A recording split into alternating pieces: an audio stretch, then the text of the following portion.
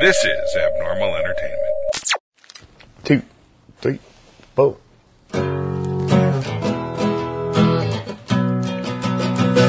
Walked into the tunnel just to find the light. Hunted for old demons, looking for a fight. Looked up at the stars, seemed to go forever. There must be a way, it all fits together. Fell into the quicksand, held on to the vines. Never could quite color, stay within the lines. Feels like I have wings, I can fly wherever. This is just a way, it all fits together. Finally saw the world through rose-colored glasses. Gonna share my journey to small and large masses. Give up on my life, no sir, me never. This is how I put it together. This is how I put it together. This is how I put it together. Hey everybody, this is Daniel Garza. Welcome to another episode of Put It Together. I'd like to start by thanking my producer, Mr. Kevin Moyers, for all his help and support. Thank you, sir. Inviting all of you out to check us out at abnormalentertainment.com. We can find all the shows on the network. This week, I'm excited. I'm gonna say it. Koko's here, and to you right now, you're probably thinking, so who's Koko? I'm a little jelly of Koko. He's funny. Let me tell him when we met. Hi, Koko. Welcome to the show. How are you, Daniel? Koko and I met at Cool Beans U. We are both Cool Beans comedy alumni. Yep. We just finished last year, November 3rd was our. Yeah, for sure. Was that your first run? That was my first time with Cool Beans, first time on stage. And you're funny. You're raw. You have this raw edge. Funny. Like I feel people can't be too sensitive to get your comedy. Mm-hmm. Does that make sense? Yeah, it's kind of not in your face, but it's a little loud, and it's not like, and like I'm not an asshole, but I just feel like I'm kind of like the high school douchebag who grew up to be a little. Like I'm a little like more feminine than I was in high school now, but like it's still like there's still some innate douchiness in me, and I feel like I use that. And as I was a preppy kid in school, and as a preppy gay guy, yeah. I dig it. It's all about the douchebag. I dated douches all through like college. Like I was like, oh my god, you're a douche. Let's go out. And they're like, he's gonna kick your ass. I don't care. But let's just get into it because I feel like you have a really interesting story. I'm going to talk about it, but just from the introduction that we had that very first day, and then I found out where you went to school, and I do work there. I was like, oh my god, there's so much connection here, and then we have a lot of similarities in our personalities. Yeah. I don't want to. Okay, this side. Koko. Yeah. And pronounce your last name for me because I always Koko Balian. Balian. Okay. Yeah. Koko Balian. How do you put it together? Well, right now I am working at UC Irvine. I am a researcher for Dr. Borelli's lab, and I'm doing stress relationships with parents and children. But before that, I didn't always want to be a researcher or into psychology. I grew up in Abu Dhabi, United Arab Emirates, which is not in this country. And don't Google it.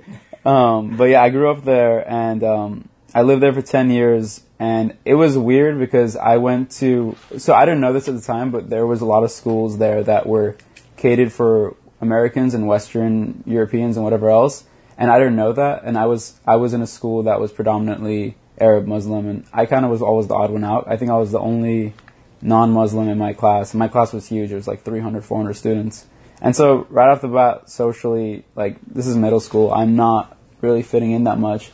And so my parents were like, oh, should we move? Should we not? And then by the time it was 2005, we moved out to Los Angeles. And I went to an Armenian Christian school where we sang songs about the Lord Savior every morning. And I don't mean to laugh at Christians. I know. They're good songs. But it's just crazy to go from like super Muslim to super Christian in like in the fourth grade. You know? You're a radical. Yeah, I know. And so after that, I was there at that school for 5-6 years, and I went back to Abu Dhabi because I was doing too many drugs at this point. I went from Muslim, Christian to druggie. How old were you? I started smoking weed when I was like 13. Wow. And 13, 14, just a lot of weed. And it was stupid because it was like, I was the straight edge kid. I was proud of that. And then one girl who was also straight edge broke my heart. So I was like, you know what? I'm going to smoke some weed and like blame you for it, you know? And so I got really into it. I'll tell you, dude, that's why I don't date women. Why? Because they're lead way to drugs. That's before you continue, because yeah. But you pin it on the broken heart. But did the culture clash have anything to do with it? A lot. Like there was so many elements to it. And also another thing was when we moved to LA, my dad stayed in Abu Dhabi because he had a job there, and that wouldn't translate well here. It was oil based, and there's no oil in Los Angeles. Not that I know. So he stayed there. So I was growing up without my dad, and the culture changed. This girl, like stress, and a lot of I was just angry. I was like a 14, 15-year-old angry kid, and so I just went straight to drugs. And then when I was 16, my parents were like, okay, like I was good in school. Like I was getting the highest grade scores, but I was failing every class. Like, you know, like the AP exams. Mm-hmm. Like I was getting 4s and 5s, which are the highest scores, but I had an F in the class because I wasn't going to class. Like I understood school, but I didn't want to do it. And so my parents were like, get your shit together. We're moving you back to Abu Dhabi. And so when I was 16, I moved back, and this time I went to one of the American schools. And so at the American school, there's no weed in Abu Dhabi. I didn't know that. Like, it's like you can find it for like $500 a gram. Like like for me, 16-year-old kid, I'm not gonna get any. Yeah. And so I started drinking heavy when I got back there, but it was a step. I feel like drinking when you're 16 is a lot more normal than like smoking and like everything else when you're 13, 14. So like I felt like it was normal at that point. And so I redirected myself. I got a lot better at school. I went from like a 2.5 to like a 3.9, and I was like kind of proud of myself. Like at the end of it, I still graduated with like a shitty GPA, but I had a good personal statement. I felt like I had a good story, and I applied to a bunch of colleges. Went to school in Massachusetts, Amherst, Massachusetts, and it was my like I read Into the Wild and Walden, the two books about going away from society, and going to Massachusetts, Amherst, Massachusetts, which is somewhere I've never heard of before I applied there, was like my like escape from all the bullshit. And so I went there for 4 years, went sober, and I just kind of rediscovered and refound a lot of things that made me happy. And I ended up graduating with honors, psychology, philosophy, because at that point, like, I guess I'm forgetting something really important. Right after I graduated high school, I had a senior trip, and it was supposed to be my last druggy phase. Like I was supposed to I went to Cyprus, and it was gonna be my last dance with drugs. And so I did a shit ton of drugs. And after that, a week after Cyprus, I had severe drug withdrawal to nitrous oxide, like the laughing gas. Yeah.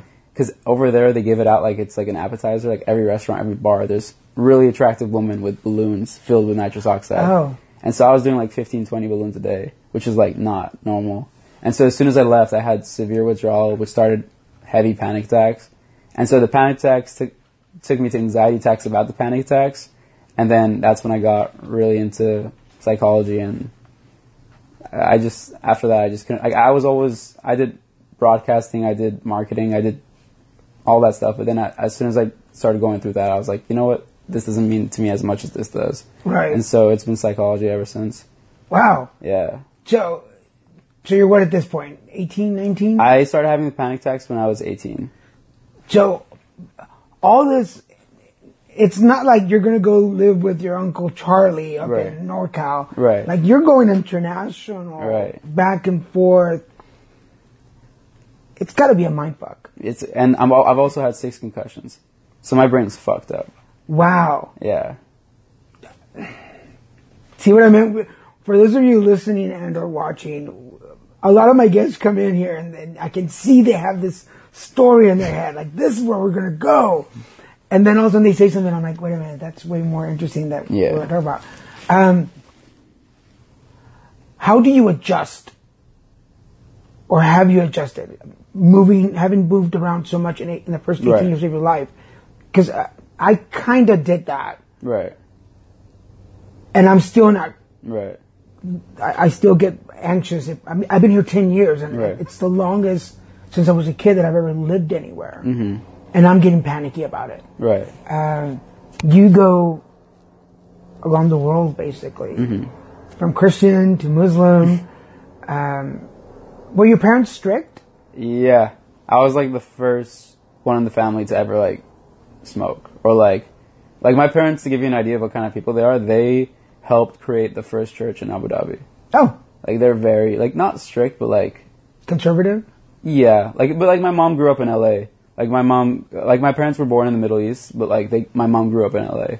So like she had an idea of like what went down. My dad was so conservative that he had no idea like he didn't know about these things. Like he didn't know I'm pretty sure like if you showed him a blunt, he would say, "What is that?" You know what I mean? Wow. And so like it was mostly my mom like kind of like, okay, like our son's kind of going down the wrong path. Like she was aware of it. So you knew what you were getting away with. Yeah, 100%. Yeah.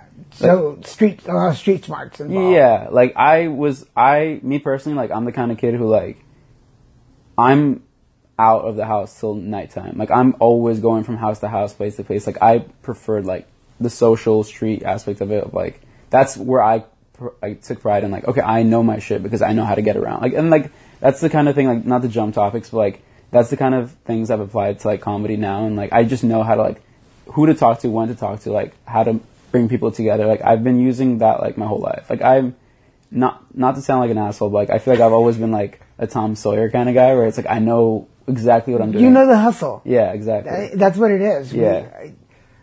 Again, and I'm going to put this out there because we're already talking about it. When I met you the first class day, right, and you mentioned UCI, I was like, oh, yeah, UCI. And then you were like, I'm a therapist, a psychologist, and researcher. I'm like, oh, well, I'm crazy, so that works. But I started to be an alcohol and drug counselor, so that was my background. So I was like, oh, wow. And I did not hesitate. I'm like, I want you on my show, like the first day. Although I kind of started to hate him because he was funny, and I was like, I don't want him to be funny. But that's just my professional jealousy. Growing up, and just to put this in perspective, I'm sorry, we were talking about the similarities. I grew up I was born in Mexico till I was 3. Then I moved to Texas. Then I was bullied and harassed. I went back to Mexico, did junior high and high school. I was outed, moved back to Dallas because my parents wanted to straighten me out.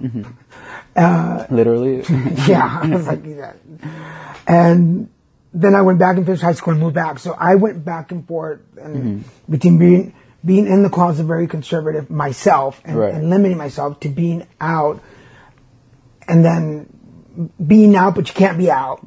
So does that make sense? Like, kind of, yeah. Like all these, it plays with your head. It does. Like there's a lot of, like, I feel like when you're in that age group of like, especially when you're moving around, it's like, there's so many factors you want to consider. There's so many, it's like, do I fit in this? Like it's like, cause when I'm moving around, like, there's this city and then there's that city and like, you're like, okay, like I fit in here in LA, but do I fit in Texas? And like, it's like you kind of are playing different characters and you're trying out different characters.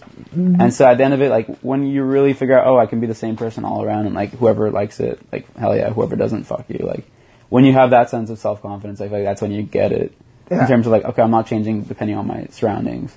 So I feel like that's what I finally got out of all that was like, cause like even after like when I was in college, like I went to school in like one of the most liberal, woodsy, like outdoorsy cities in the world. And I grew out my hair. I was wearing like those hippie sweaters and whatnot. Really? And I was like, I had the money to buy nice clothes, but like my friends were going to Salvation Army buying like $3 sweaters. I'm like, yep, that's what I'm about. Of course. And so like I was trying I'm very different here than I am there. You know what I mean? And like when I finally got to that point of like, you know what, fuck it, I'm gonna be the same person. Like that's when I realized like, okay, like I get this now. That's where I was going. I'm glad you brought me back to track. Moving around and going back, even though I went back, it was a different group of people. Right. you learn from people. You learn what they expect of you and what they want from you. Right. And then you're like, oh, I can totally pretend to be that. Right. If it's going to get me XYZ, right. I can totally pretend to be that. Like, Yeah. it's no problem. So I learned the hustle. My family, now that I'm 48, in fact, this last trip to Texas, we sat down and talked, and my sister was like, wait a minute, when did you do that? I was like, oh, I was like 16. She's like, I never knew. I'm like, we were supposed to now. Right. But I literally hustled in Mexico. I didn't need the money, but I hung out with a bunch of little hustlers, prostitute boys. Right. Just because it was fun. And she was like, I never knew that. I'm like, oh yeah, so I had money. She's like, shit. Right. But I learned the art of becoming who you wanted me to be just to get what I wanted. Yeah, I feel like it's like there's a similar aspect to that from relationships where it's like every city you live in is like almost every person you've dated. Like you take what you want and then you like let go of what you don't want in terms of who you want to be. So let's say I'm with this girl who's like super into arts, and then I'm with this girl who's super into like rock and roll, whatever. Like a part of me, like there's a part of me inside who's like a little bit has that rocker mentality and a little bit of that like artsy mentality. But like when I date these people, it's like when I'm living in the cities, like I'm taking what I want to keep about myself. And I'm like, oh, like there is a part of me that is this thing, but it's not like 100%. So I'll keep this, I'll move on, like I'll move to a different city, I'll date someone else, and not like I'll combine it with whatever else I like kind of gather. That's like, I wrote this really stupid poem once when I was like 14, like traveling is like doing puzzles, like you're getting different pieces and like you're figuring out who you are like through that picture. And so like that's like the one thing that like has kind of made it, like obviously I love traveling, but like now like I kind of like rationalized it in terms of like what is this doing for me, and I love that aspect of it. Does that rationalization overflow into everything in your life? The puzzle thing, or like yeah. Now I've gotten like now it's like ever since anxiety, like I've gotten deep into Eastern philosophy, and so if I was to give like an overarching like mentality that I have, it's pretty much that. I hate saying this because like it's so like pretentious, but it's like just going with the flow and like really like understanding that this moment right now, like this anxiety attack, this like freak out, this travel, this whatever, it doesn't really matter in like the grand scheme of things, and like you just got to keep going, and like it's a never-ending stream, and you're just riding it. And I feel like for a long time I was kind of rowing against the stream, and now that I finally turned the boat around, I'm like, you know what, like let the stream carry me. I've been a lot happier. I dig that, because I can't believe I just said I dig that. But it's the douchiness. Dude, so digging at what you're saying right now. Because I have to do the voice, because otherwise it's just, otherwise people are listening going, what an asshole. Yeah. Because I suffer from anxiety. Yeah. And which leads into panic. Right. Which brings in depression if I let it go too long. I think I shared this on one of my live feeds. The day before I was leaving for Texas, a friend was here, and I purposely told him to come over in the morning so that I wouldn't have time to get too anxious, because we'd be talking, right? And then it would go straight into packing, right. And then I would leave. Well, before he even left, I was already like, and he looked at me and goes, you're not doing well. I'm like, no. I said, let me start packing while you're here. That way I'm not alone too long. Right. Well, he left, and pretty much what I was doing was grabbing t-shirts and like basketball dunking them into my suitcase. However they landed, whatever fit. Yeah. I didn't take half of the stuff that I wanted to take with me for Christmas, because I couldn't stand to be here in the house anymore. I had to get out. Right. And then my body starts aching.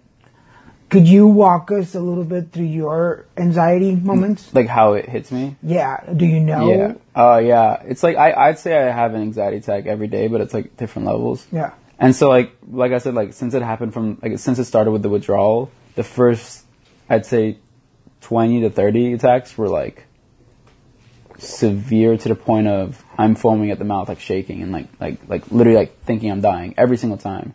And like that made me not want. I was in Lebanon when I started, because like I went to Cyprus, did all the drugs, went to Lebanon with my parents and grandparents to like have a nice family moment before I got off to college. And so in Lebanon, mid like cheers, like we were cheersing to like, oh, congrats, this, that, and like mid cheers, my cup flies out of my hand and I start shaking. And so like from that moment on, like I was in Lebanon for 2 weeks. I couldn't get out because I couldn't get on a plane. I couldn't get in a car because I was so panicky. And so that happened, and like it was just like, especially in Lebanon, like especially when you're not comfortable. It's like if it was in Pasadena in my house, like I'm like, okay, like I can do this. but you're in an apartment that like you're not used to. You're in a city that you're not used to. So like I'm already thrown off guard. And since the first time it happened in a restaurant, I developed a very severe phobia towards restaurants, which is the randomest thing you can be afraid of. Because it's like, oh, like want to go out to eat? I'm like, no. Like it's almost like to me like restaurants were more intimidating than like skydiving. Like it was just like I just couldn't go to restaurants for years.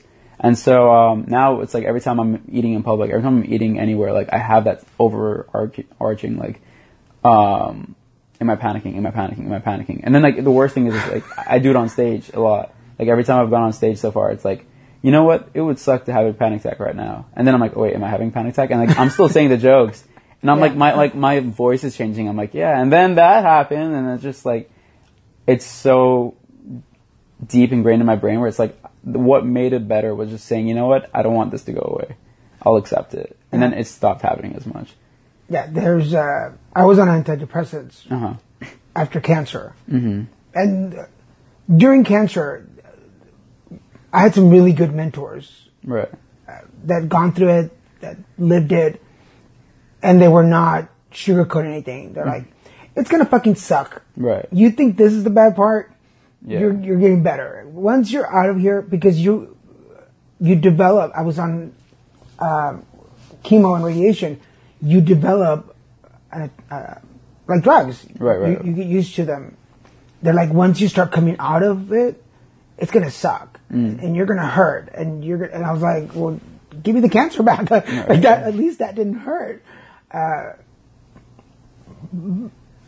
One of my pet peeves though was when people, or when I would post, because I'm a social media guy, when I would post, I'd be like, think I'm there, and people are like, just breathe. And I'm like, fuck you. Yeah. Do you have any like peeves or like you don't know what the hell you're talking about? It's not like, because like I have had those moments, but it's also like I have to take a step back and go like, if I was in their shoes and I had no idea what the fuck this person was going through, like I'd say the same thing. You know what I mean? So it's like I especially like when it's family. Yeah.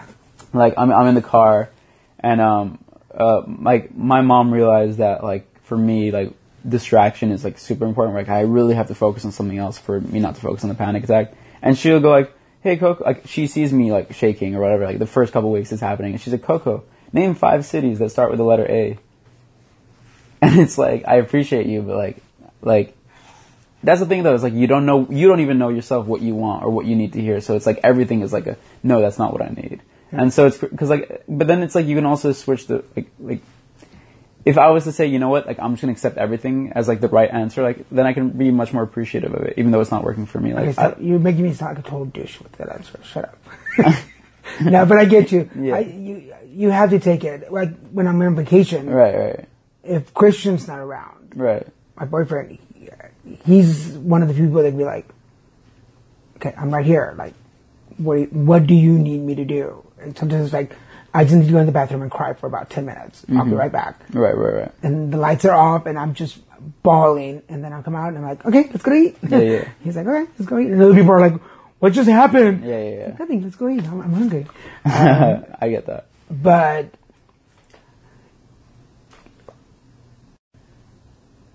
finding a way to incorporate something, because this is another thing that I guess we both have in common.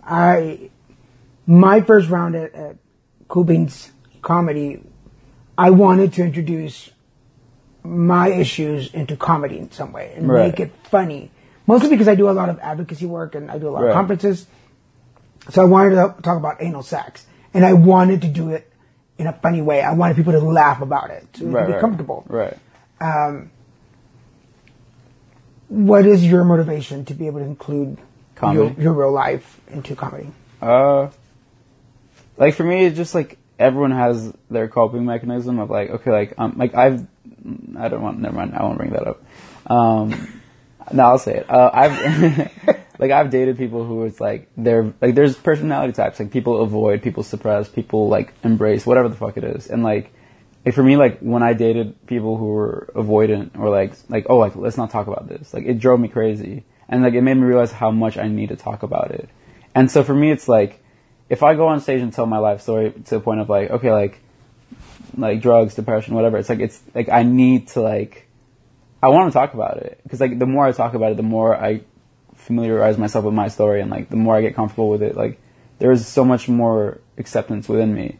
But then I realized like the best way to talk about it is with a smile on your face, like making other people laugh about it. Because like if you guys are laughing at all the shit I went through, like you go back and like you're like, you know what, that wasn't so bad. I'm laughing at it. And so next time you go through some shit, you're like, how do I turn this into a joke? You know, like you're already thinking about it in terms of like, how do I make this really shitty moment a laughable moment? And that, like, I feel like some people are freaked out by that because it's like, I don't want to belittle what I'm going through. I don't want to, like, I'm not going to laugh when my grandma dies, whatever the hell it is. It's like, there's some shit that's not funny, but eventually, like, when you look at everything all together, everything's fucking hilarious. Mm-hmm. And I love that. I love that aspect of comedy and, like, self-acceptance. Yeah, Christian and I laughed because I had to do colonoscopies 3 times during my treatment. Right. And, well, I guess for a gay man, there is some fun in that. But except you're under, so you really don't feel anything. let me ponder on that for a minute.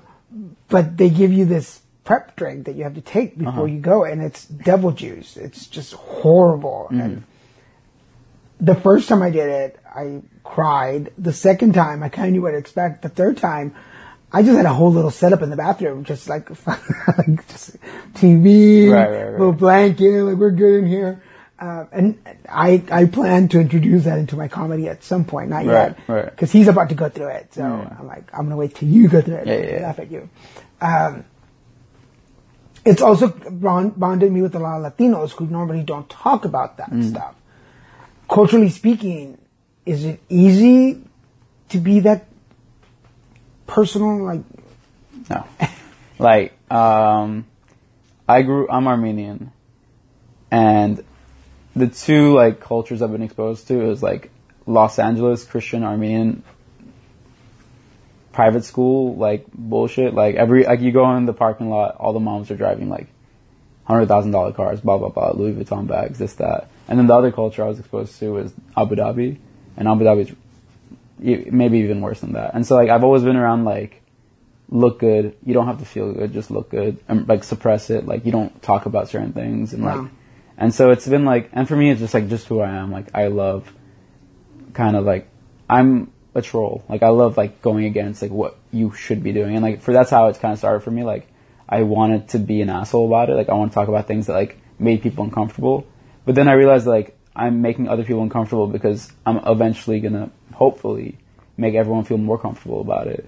And so it's like, at first it was like, oh, fuck you, I'm going to make you feel uncomfortable. But then it was like, oh, like, I need you to feel uncomfortable now so we can feel comfortable about it later. And so, like, at first it was rough talking about anything. I didn't tell anyone anything. I remember when I started having panic attacks, this kid came up to me. We were playing basketball. And he came up to me and he's like, oh, I heard you're retarded now. And I was like, oh, like, hell yeah, like, cool. Like, that's the kind of culture I'm living in, where it's like panic attacks. Yeah. There's no gray area whatsoever. Yeah. Because I will say that I panicked a little bit on our session, what's the word for it? Our presentation, whatever.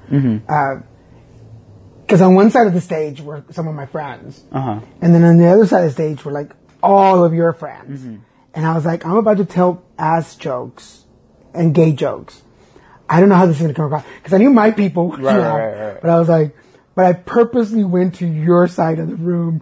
Because for the folks listening, I was at the door when people were getting there. Half of the audience was there to see you. Like half of that, the whole audience was there for you. So I was like, damn dude, like good following.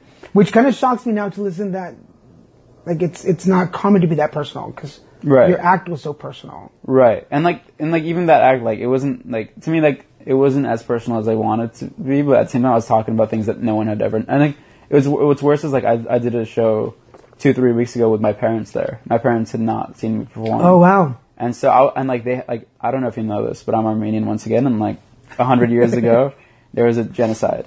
Turkish people killed Armenian people, blah blah blah. So Armenians are raised, and Turks are also raised to hate each other. And so I lost my virginity to a Turkish woman. Well, there you go. Because once again, I like going for that. Why not? And so I was talking about that for the first time in front of my parents. And they had no idea. And so there's also my ex-principal from high school. Like, there's like this show is more like more Armenians and more random Armenians. Like people who like were mutual friends but not really close friends. And so I was talking about all these things that I did not want to talk about, that people did not know about me. But then it was like, you know what? I like this. I like this discomfort. I like this tension because like, had you been in a room full of people who had been in a similar boat as you, those jokes wouldn't have been as funny.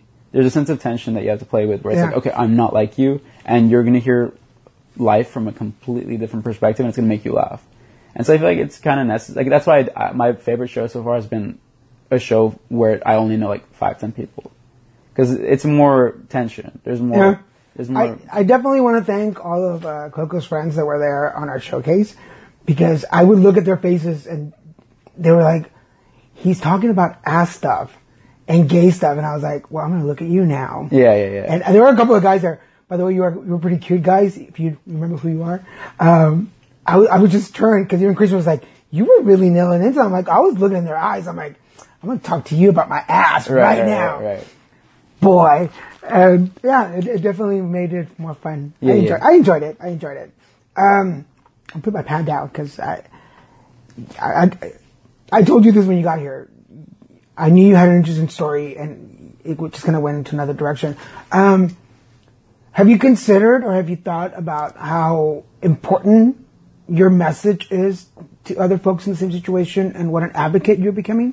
I haven't thought about what I'm doing now. I'm thinking about what I want to do, because like I want to get into that aspect of it. Like, I want to do my end goal is still like therapy, and I don't mean like I'm still going for like my PhD and all that. Like, I want to become a therapist, but like, to me, I'm starting to understand that therapy doesn't have to be I'm sitting in a room where everything's dark and like we're talking about it. Like, it can be like I'm on stage and we're laughing at it and like whatever else. And so I'm starting to see that combination, which is why I went into comedy at first, where it's like, you know what, like, how can I do this on a larger level? And now I'm starting to realize that, like, you know what, like, it is doable to do both. Because at first I was telling my friends, like, psychology is my wife and I love her, but like, comedy is that really hot girl at work. And like, now I'm starting to realize that like, maybe there is one girl, and like, maybe like it can be like a combination, you know? Well, as somebody older, slightly older, and good looking, can't forget that part. Let me tell you that, first of all, my listeners know about this, and now you will. Like, I've been advocating for HIV education and prevention since I first started, mainly in the Latino population, because it's we're so similar in that it's like so taboo. The culture, the religion, it's just like, we don't talk about that. Right. Like, there are no gay people. Right. It's okay if you want to suck a boy's dick, but we're not gay. Right. It's like, okay, whatever. So my purpose from the time that I was diagnosed was, I'm going to find a way to use all this information to educate my people. Right. It just happened that it got on a larger scale, and now I'm doing it in a national platform. The introduction of comedy into it is that now I go to junior highs and high schools, high schools and colleges and universities, where sometimes the presentations or the speakers are like, this is A, this is B, and they're like, oh my God. I come in there and I'm like, okay, we're talking about HIV and AIDS and anal cancer, and I do some of my setup on schools, and they're just cracking up, and at the end they're like, oh my God, I learned so much that I didn't know. I'm like, inside I'm like, yes, that's the point. Right. So I didn't realize, and now listening to you right now, I didn't realize the perfect relationship that stand-up and presentations has, or advocacy has. Right. So I encourage you, and as an advocate for so many years, I will, I was going to say I'd be on your ass, but that's too anal cancer. I'm gonna edge you on to be able to, because I know several national level advocates that do mental health. Right. And with your background in comedy and psychology, man, you would kill it. You'd be an amazing advocate. So I'm going to encourage and push you on that. Yeah. So, okay. Let's keep going. What else?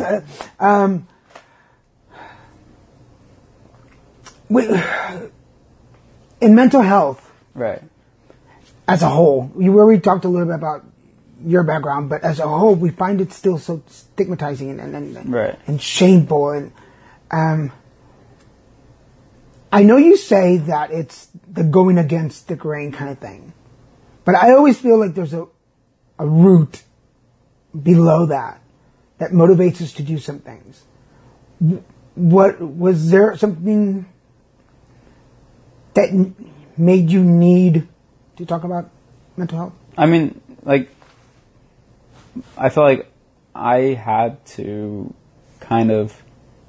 At first, it was like, am I educating you or am I educating myself? Like, am I really like, do I want you to accept me or do I want to accept myself? Because like I was talking about it, like every time, it's like I don't try to do this, but every time I want to date, every time I meet someone new, it's like I go right into it. Like I want like them to understand, like, okay, look, like I'm not normal. Like I'm not like what I look like. There's so much more to it. Like I'm literally having a panic attack right now. Like I want them to know that immediately.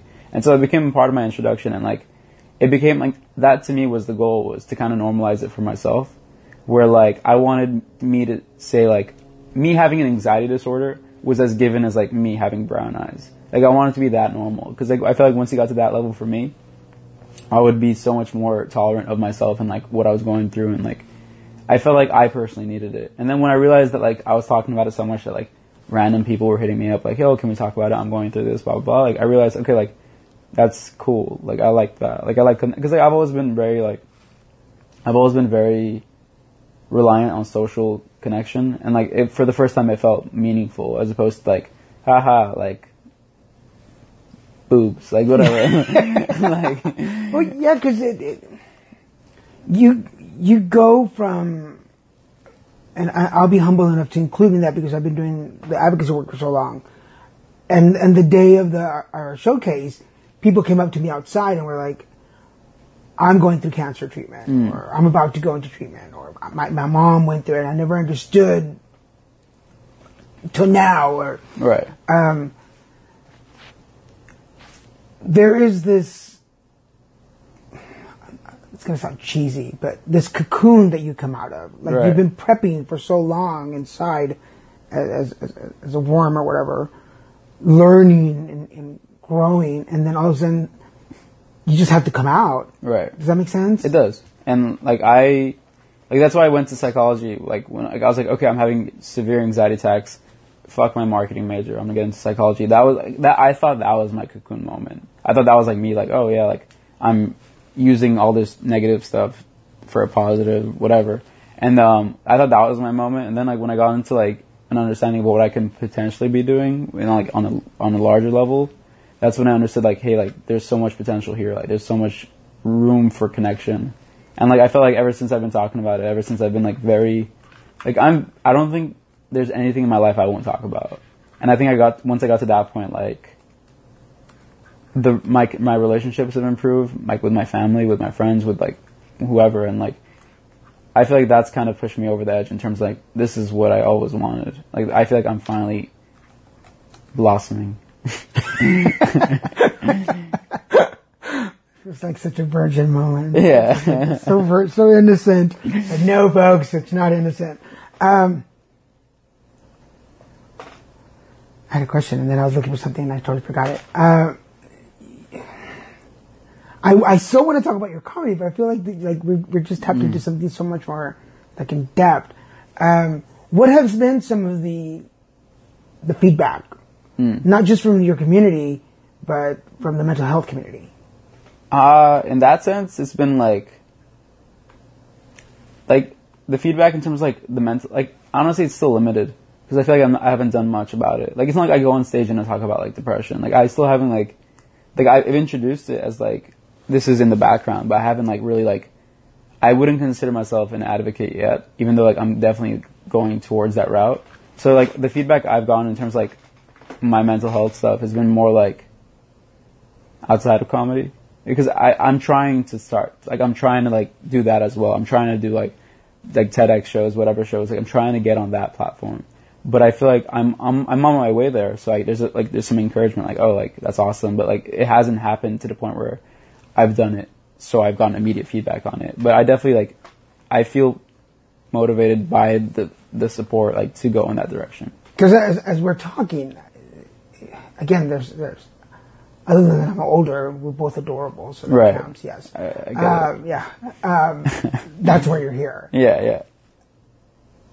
Like when I started doing advocacy, right. There weren't a lot of Latinos out there. Even though I was in South Texas, where everybody is Mexican, pretty much. Right. I felt like I was like, wait, folks, what I'm talking about is good. This is good. It's going to help us. And everybody's like, oh, no, we're not going to talk. So it wasn't just knocking on doors. It was like cop kicking in the door, like trying to get in there. And then, of course, that wasn't coming across well. And I finally ended up moving back to Houston, and like I was a big fish in a small pond, and I'm like, I'm going to take over this shit. Right. And I was like, okay, this isn't working, so I'll go back to the big pond and just be one more of the fishes and see what happens. Does that make sense to you? Like, because I feel from what we're talking, like, you've got this, like, yes, I'm going to get there, the Olympics of it. Right. But then you look back and people are like, yeah, we're good. We'll catch you when you're famous. Does that make sense? That's literally where I'm at now, where it's like, people, like, even with comedy, it's like, not even like the mental health aspect of it, like, people are hesitant to like there's a sense of like, oh, like, what's going on here, like, oh, what's Koko doing, and like this, that, and like, it's the worst part is like, I've just started, and like there's glimpses and like there's like glimmers of like, oh, like, this can be good for me, like, I'm going down the right path, but people are kind of hesitant to jump in and say like, hell yeah, we're all for it. Like, they're gonna wait until like it's beneficial to themselves, because that's just the society we live in. But like, in terms of the mental health stuff, like, people, I wouldn't even say, like, there's like 5% of the people who like are in a similar boat to me, where it's like, yeah, like, let's talk about it, this, that, but then there's 95% who just don't give a fuck. And it's like, so that's the hard part, is like, how do I educate without, because like, if someone doesn't want to listen, they're not going to listen, right. even if like you're in the door or whatever. And so for me, it's like, that's what I'm trying to do, is like, okay, maybe if I just focus on comedy, like, that's the problem, or like, that's not even the problem, just the mindset I'm having now, where it's like, I need to play that comedy game now, so I can play the psychology, advocacy, mental health, all that stuff game later. And so I'm kind of like, it's like I'm waiting for it. Like, I feel like a villain in a sense, because I'm like, and like, oh, you thought I was doing comedy? Well, guess what? Like, take the mask off. Wink, wink. Yeah. And so like, it's kind of, that's what I'm trying to tell you, is that I'm headed in that route, and like, people are aware of it, but like, I can't really do it yet, because if I focus on that stuff now within the community I'm in, sure, I can do it at like larger public levels where I don't know the crowd, whatever. But like, for me to convert my community into tolerant, whatever, like, utopia of Armenians, like, I need to really play the long game and like wait for the perfect moment. Because if you were doing, and I'm using quotes, guys, if you were doing regular, I'm gonna say Armenian comedy, right? What would be the topics? I hate like I've like been introduced, and like my mom will send me like Facebook videos like, oh, check out this Armenian comedian, and it's just the dumbest shit ever. Like, I'm sorry, but like, it's funny like for them, and I can appreciate it, but like on a larger level, there's no connection. It's like, oh yeah, kebab, like, and it's like, I really like, if like, there's a lot of Armenian comedians who like do Armenian comedy, and I'm all for it. Like, hell yeah, more power to you. But like, I'm never gonna do it. Like, it's not my thing. I don't want to talk about like BMWs and kebabs and like whatever the fuck. Like, I hate it. Like, with a passion that burns in my heart. Like, I'm never gonna do that stuff, because it's like, it's not comedy. It's just like, let me be a stereotype, and like, literally just like, it's not new. It's not. Yeah.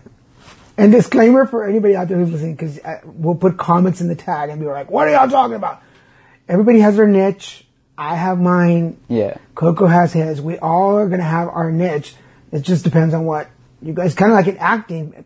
I keep getting cast as the crossing the border illegal immigrant day laborer. I've said this several times. I've played a fruit vendor 5 times in 5 different projects.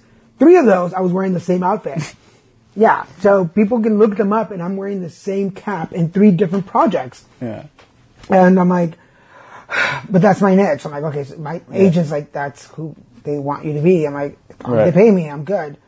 But my comedy is going to be something different. Because people are like, are you going to do chancla jokes? I'm like, no. I'm like, I think there's enough chancla and piñata jokes out there. Like, yeah, I get that.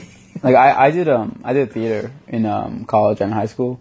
And I was always casted as the asshole, like the dude, like it wasn't even like not even like the main villain, like the first level boss, where it's like, oh, like I'm gonna bully you or like say something mean and just walk away. Like I did Grease and I was Kaneki. Oh, really? Yeah, and and that was easy for me because like partly because I was drunk on stage, but like that's another thing. Every time I did theater, like there'd always after the first show, because like no one knows this, but every time I perform theater, I'm drunk as fuck. And so I'm waiting for it. Then the first show comes in, everyone's like, it reeks of whiskey. And you see me in the corner like, oh, like Grease Lightning, like do my dance. And so, yeah, like I've had several casts come up to me as a group, no more drinking. We have 3 more shows. Like, what the fuck is wrong with you? Blah, blah, blah. And I'm like well, I'm going to say Kaneki was the hot one, so. Yeah, I love Kaneki. Like, I was butthurt when I was in Danny Zuko. Cause like, that's like instant, like, you know what? Like, that's like, you're set for life if you're Danny Zuko in high school. But Kaneki, like, I'll take it. Hiking from Kaneki, that's the thing, man. Yeah, I remember watching the movie when I was a kid, and I was like, yeah, Danny's cool, but he sucks. Right. Like, he could have handstand you from the beginning, what an Right. asshole. But Kaneki, you knew what you got from Kaneki. Like, you got in the back seat and you were good. Like, Right. Yeah. And I wonder what people didn't know I was gay when I was a kid. That's just amazes me. There's going to be kids, because like I was born in, kind of like you, I was born in Mexico, but I was raised here, so I consider myself first generation. Always have. I'm a Texan, regardless. Right. So whenever I go out to present at schools, high schools, colleges, universities, especially here in Orange County, the Latino population, they come up to me and I always make sure to talk to them and directly go, look, things are not going to be easy. I want to tell you that in 2018, yay, Latinos, but we're still not there yet. What would be your message for somebody in our situation who's still young and trying to find their way and like lost in the culture and the religion, but having to live this American life? Does that make sense? Like someone who's lost. Yeah, basically. Okay. Yeah. Thank you for making it. Okay, whatever, Koko. No, I'm trying to. For me, like what I needed was just a sense of like understanding, like, okay, like stop trying to look around to figure out where you are. Like, look, once again, like douchey disclaimer, but like I was telling them, like, don't look around, look inside. You know, like once you find yourself inside, like it doesn't matter what your surroundings are or what people are saying, because like that self-acceptance is really the only thing you need. Because once you have that, people start accepting you. Because like I've had this thing where like I don't think people are attracted to good-looking, strong, whatever people. I think they're attracted to confident people. And so like it just so happens that those are the confident people because that's what we've built around. But I feel like once you have that self-confidence, people are accepting you, you're accepting yourself, like you're happy and whatever. And like that's the only thing I've needed, and that's the only thing I think anyone needs when they're lost, is just, like, it doesn't matter where I'm going, it doesn't matter where I've been, as long as I accept myself now for wherever situation I'm in, and have the sense of faith, and almost like, okay, like I'm surrendering to whatever bullshit I'm going through, like I accept it, it's my route. Once you have that, you're set. Yeah, because talking about hustling people, half my life, people thought I had my shit together. Right. And I'd never cleared it up for them. Like, oh yeah, let's go this way. And they're like, why? Because I said so. They're like, okay, Garza says let's go that way. Yeah. And then halfway through, I'm like, oh shit, this is working. Okay, cool. And I do that with my boyfriend now. He knows it, but he forgets. He's like, why didn't you tell me what was going on in the middle? I'm like, because it's not part of the solution. Why just wait. Right. That's helped me with my anxiety and my stress. Like, don't deal with this right now. Right. Like, just wait till the other end. And I think a lot of, especially, and I don't want to get political, but especially in the political climate that we have in the country right now, I think a lot of people who are not throw it out there, but who are not white, we kind of go like, where do I fit in? Where do I belong? Right. But as long as you have your own competence cape on. Right. Does that make sense? Yeah, definitely. And like, when I was in Abu Dhabi, everyone thought I was Arab. When I was in LA, everyone thought I was Hispanic. And like, when I went to school in Massachusetts, it was like, everyone's white. And like, I stopped trying to fit in, you know? Like, I was like, you know what? Like, I stopped trying to fit in. And what's funny is like, there's so little, like the number of black people in Massachusetts is so small that they accepted me as black.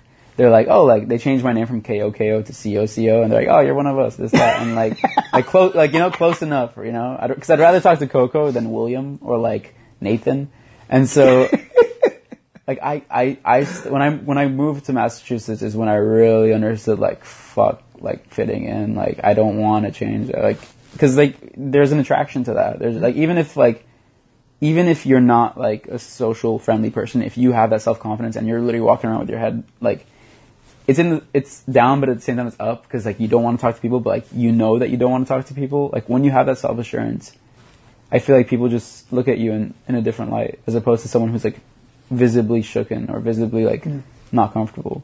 So let's change over to comedy for a little bit. Okay. You've been making the rounds a little bit. Yeah. You're hustling it. A lot of hand jobs. You're a comedy whore. I know. How's it feel? It's weird because it's like it's been 2 months and like I'm so grateful and I'm so excited and I'm so happy for everything I've done, but at the same time it's like I really have to take a step back and say, am I like, because it's getting to the point where it's like, you know when you forget something at home and you can drive around, like I'm getting to the point where it's like I can't drive her back if I keep going, you know what I mean?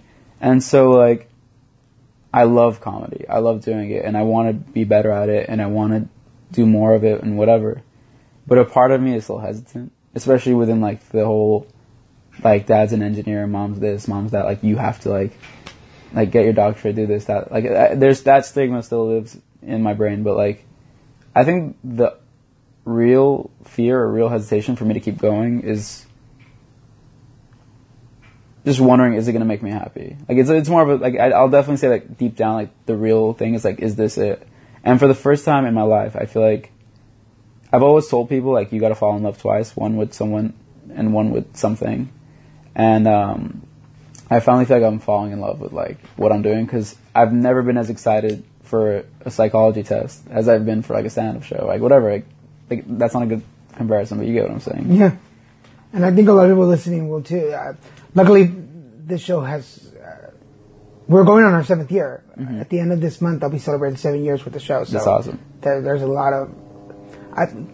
I'm very blessed to have a lot of people that have been following me for 7 years, right? Even through cancer and all that. But I get you. I didn't get my certification in counseling. I still want to go back and finish it. I only have like a year and a half to do it, and most of it is internship stuff and cool, whatever. Yeah. Because none of my family, up to my generation, none of us really went to college. I would be the first one to get between my sisters and I, first one to get a diploma. That's awesome. And I'm a little bit of an asshole. I want to be the first one. Yeah, of course. I live in competition. People don't know that I'm competing with them, but I'm secretly competing with you. Mm-hmm. I was competing with you the whole time. You just didn't know it. Right. But then you went on and did more shows and won. So like, fuck you. No, see, like that's the thing is like I'm so like I told you earlier, like I've had 6 concussions. I've played every sport, every competition. I'm not good at sports. I'm 5'7". Like I have no business playing these things. But I'm just like that little scrappy dog that like, and I guess once again, it's not even like I'm not gonna out muscle you, whatever. Like I'm gonna Tom Sawyer you. And so like that's even with comedy, it's been like I've like send my set to the right people at the right time. I've run into people at bars. Like it's just been like it's a little bit of luck. Like it's a little bit of like, but then again, it's like that luck is kind of created by like the years of social bullshit. I've been like all like the kissing babies and whatever the fuck you want to call it. Like I've been like waiting for like I've created this little cult of Armenians. I've created I've been creating this brand for years of like, oh, like I'm that guy who went overseas and did that and did this, and now I've finally been able to capitalize on it and say, you know what am I going to do with all this like attention? I'm going to do comedy. And then once I get all like even more attention from like non-Armenian people, that's when I turn like the advocate hat on, and like that's when I really like, okay, like let's talk about what I always wanted to talk about. And so I'm sick and twisted. Like I play characters. People assume I'm that character, but deep down, like there's so much shit going on, you know? I get it. Yeah. At one point, I'm going to introduce you to some of my advocacy friends. Mm-hmm. Several of us who do stand-up, because I will include myself in there. We want to do this like Kings of Health tour or some shit. That's awesome. somewhere where we're all really advocating for something, but we're doing a tour and just telling people like we're not right, but we want you to enjoy us not being right, so you can enjoy your not being right. Does that make sense? Yeah. We'll work on that. But I'm with you on that. This is my, and people sometimes ask me like, "What's your setup?" I'm like, my laptop, my phone, and a couple of mics. I mean, that's my setup. I don't need a whole lot. Right. But I've been creating this for so long. This is my identity. This is where here I rule. Mm-hmm. I'm in front, and I'm like, holy shit, what's going on? Like in front, like comedy, like on stage. Yeah. But like comedy, taking the class was all because they went to SAG, and they did a workshop, and I thought Matt was hilarious because I was like, big fag, just hilarious, and Corey was adorable, and I was like, wherever he goes, I'll follow him just because he's cute. But I'm sure he'll listen to this, and that's what got me into class. And then when I was up there, I was like, I like this. Like, I like everything I've been working on behind the screen, behind the camera. Like I'm right there in front of people saying the same shit and people are laughing. This is pretty cool. Anyway, I don't know why I went to that ramble, but do you have any? Do you have a pep talk for yourself? Yeah. See, because like before the show, I'm anxious as fuck, and like I've had so many anxiety attacks where I've developed all these weird habits, and so before every show, I have 3 hand rolls. And after the hand rolls, I'm in my garage, walking around doing my set, and I'm listening to the same 3 songs every time.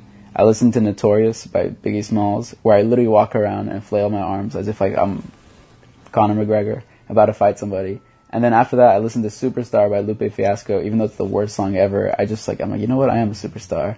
And then after that, I listen to Time After Time by Cyndi Lauper to kind of like get in my feels. And then I start telling myself, I look in the mirror. I do this thing when I'm nervous where I'm about to walk up to something, like maybe on stage or like something frightening. I'll kiss myself on the shoulder right here.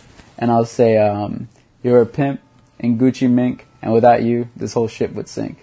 And it's just the dumbest shit ever, but like it gets me in the zone. And so that's my pep talk. I do it I do it before shows, before basketball games, before dates. I do it every single time. 3 hand rolls, and then that whole routine. That's pretty awesome. I was about to share mine, but yours is so much manlier than mine. I'm even embarrassed to put it out there. But my 3 songs are, and they're in my playlist, Frozen, Let It Go, Little Mermaid, and Moana. Those are my 3 ones. And I usually put them like full blast. And when I'm having an anxiety attack in the car, it's Lime in the Coconut. You put the lime in the and mix it all up. And it's on. I play it over. I have played it continuously, leaving Laguna all the way to LA, over and over, and I'm just singing it. I'm singing it, and it gets me through the car ride because that's what I do. One thing I've been doing that I don't know if you ever want to try is like mid anxiety attack in the car. I'll start doing my set, so I get used to because I get anxiety on stage. So when I do it, like some of my worst anxiety attacks in the past couple months, I've been performing my set. I'll be like leaving a bar, drunk as fuck, panicking because like something's wrong, and I'll just walk around the bar doing my set. Because I feel like when I got used to doing my set panicky, going on stage was like, oh, like this is the easy part, you know what I mean? And so that's what I do too. Is like mid panic, just fucking, hey guys, my name's Koko, and I'm just walking around the bar like it's fun. I do that with presentations, which is funny because I've been not the same presentation. I've been doing basically the same HMV presentation for 18 years. Right. I know it, but I'll just start singing. I have my earbuds, and so if y'all ever see me out there and you think, is he performing Let It Go? Yes, I am. That's what's playing in my ear at the moment. Kathy, I've shared too much now. This is about you. So we get to the part of the show where my guest shares some words of wisdom with the audience. So, Koko Balian, what words of wisdom do you have?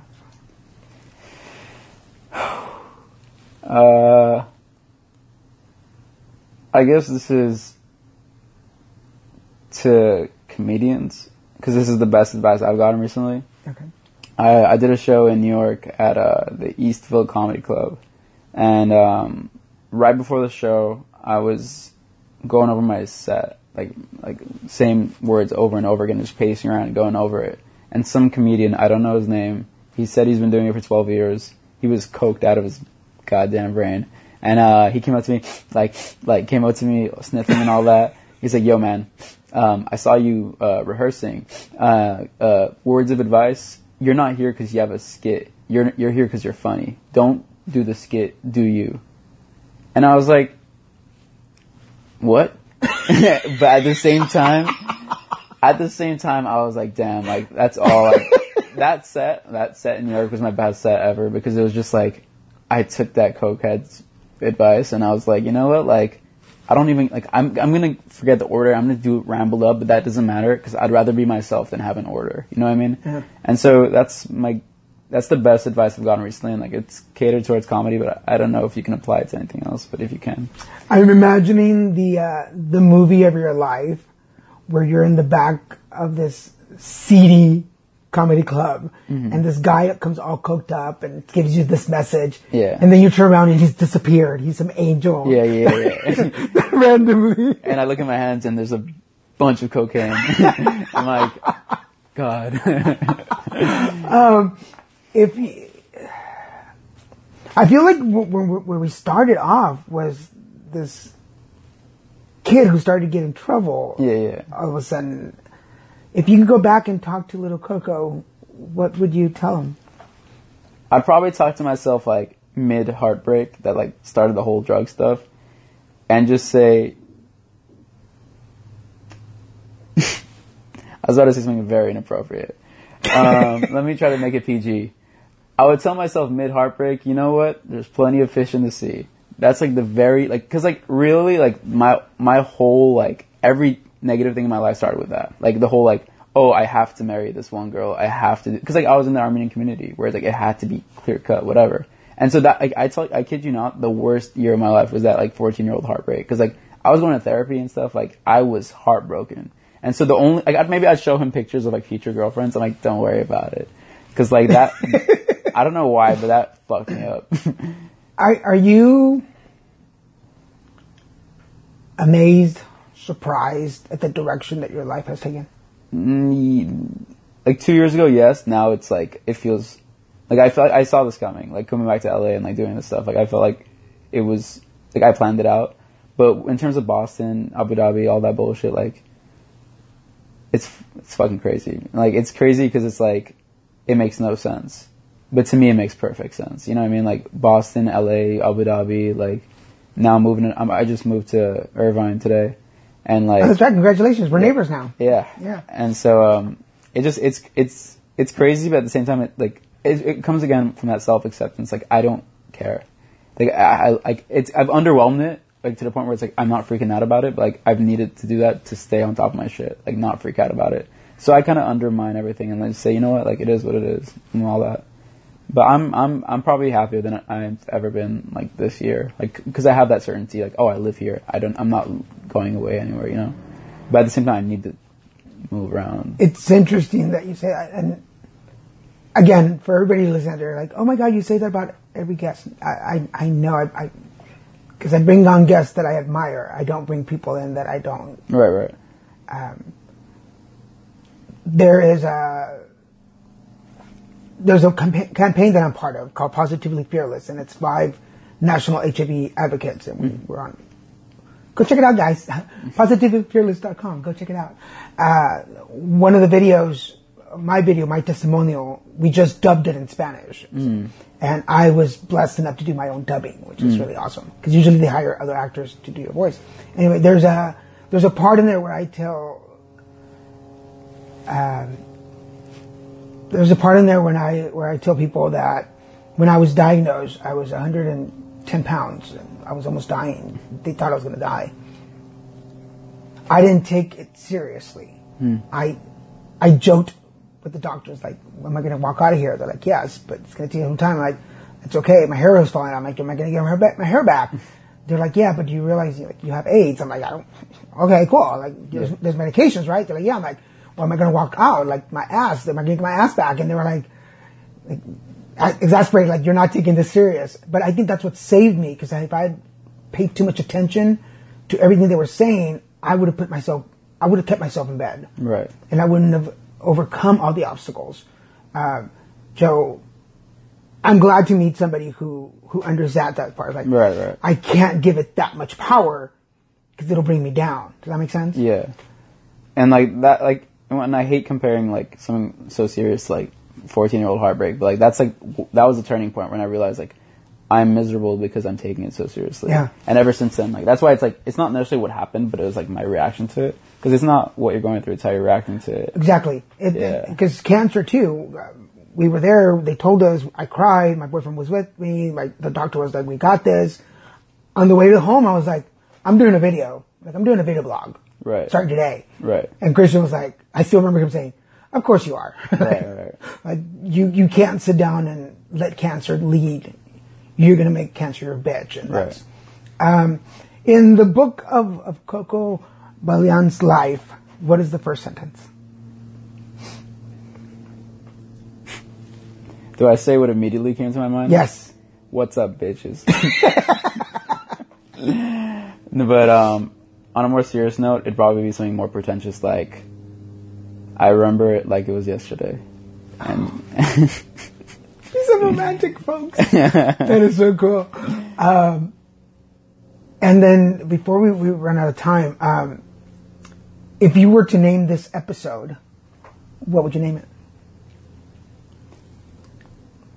I had to write a short story when I moved to Boston about my life, and I named it Koko the Chameleon, but chameleon was with a K. But I feel like an episode shouldn't be named after the person, so I would just name it, what's adaptability, talking about, like, something around adaptability, because I feel like that's, like, that would be my, like, favorite thing about myself, like, my superpower, is being able to adapt. And so I feel like we talked a lot about adapting to hardship and adapting to your situation, so something around that. Yeah, okay. Yeah. This is something new that I'm starting for 2019. What's that? What would you name this episode? Cool. All the other questions that I've asked are usually my end of the show questions, just kind of to, but for those that are listening to this episode, if you have not heard the previous episode with Bob May, if you listen to it, that's where I cry at the end. But I wanted him, he's a writer, so I was like, what would you name it? Like, this is your episode, what would you name it? So I thought, oh, that's a pretty cool thing. Like, instead of me having to come up with an episode name. Yeah. Was his better than mine? No. Well, for the case, he just called it a life in theater. What was mine again? Well, I'm gonna go between the Chameleon, because it sounds really cool. Yeah. Because that's why I'm gonna introduce you as when I went, like, with my friends, like, this is the Chameleon. The comedian. The comedian. There you go, both with K's. Yeah, dude. We can't have Koko the Chameleon with K and then comedian with K. Well, because when people see the episode online, it says episode, and I think you're like 238 or something, and then it says the name of the show, which is the comedic chameleon, and then Koko Balian. But we can't have 3 Ks back to back to back, is what I'm saying. Well, they're not going to be... There'll be words. Well, yeah, but we can. If we were white, we couldn't. I mean, but we're not. Totally not white. Any last messages before we go? Just thank you to you. Thank you to Cool Beans, I guess, for... I feel like they've... Like, we...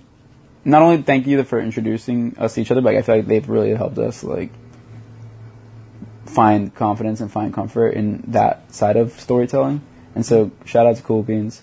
And shout out to all the lost brown boys of America. I feel like we should start like, right now I feel like the ending of Breakfast Club. Like, I should just, like, yes. But it's just brown boys. Brown boys, just brown boys. But you're right. I feel like I feel like a stalker at times, especially with Corey, because for those of you in the loop, his mom had some medical situation going on. Anyway, and I was in Texas on vacation. I was like, "Hey, how's your mom? How's it going? Everything good?" But I've sent them several messages. I'm like, Like, I genuinely want to thank you. Like, I don't know how else to do it. I'm not going to give them a hand job or anything. Like, well, I could, but but that would be personal pleasure. We're talking about them. Right. But they made me find a side of me that I didn't know I was capable of. Yeah. Like, I knew I was funny because I was trying to be funny. And I knew I had a good story because if I saw it from the outside, like, the stuff that my body, my mind has gone through, it's just like, dude, like, how did you do that? But to be able to bring those together and actually...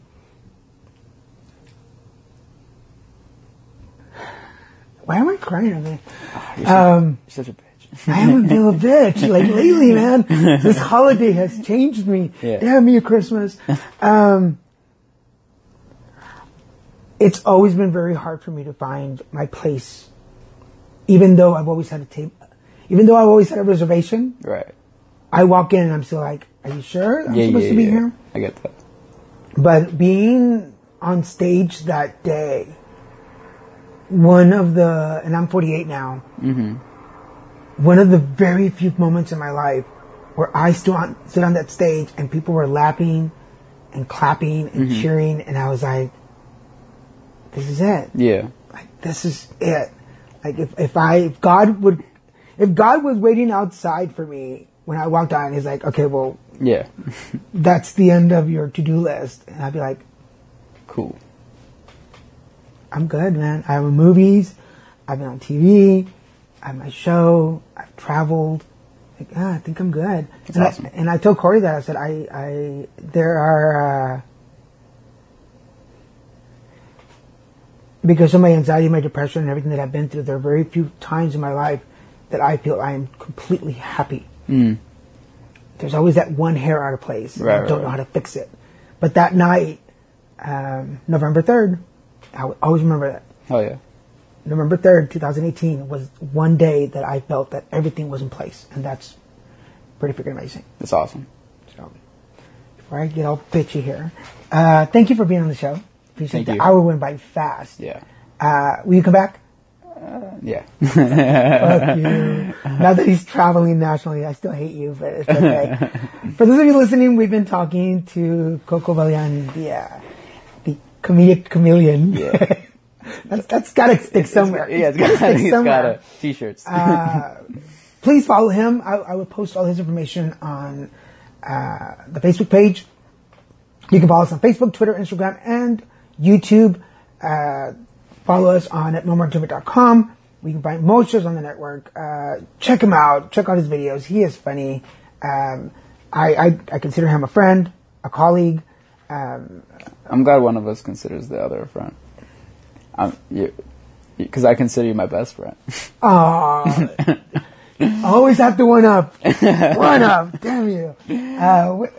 Now I don't know what to say. Like, I feel like a douche. Like, I'm the douche one. Let's say Brown Boys Forever on three. Brown Boys Forever. 1, 2, 3. Brown Boys Forever. And yes, I put my hands up, people. Yeah. See, I can't even get the 1, 2, 3 thing shit right. Anyway, everybody listening, thank you, Mr. Morris, for all your help and support. Thank you, Koko, for coming on the show.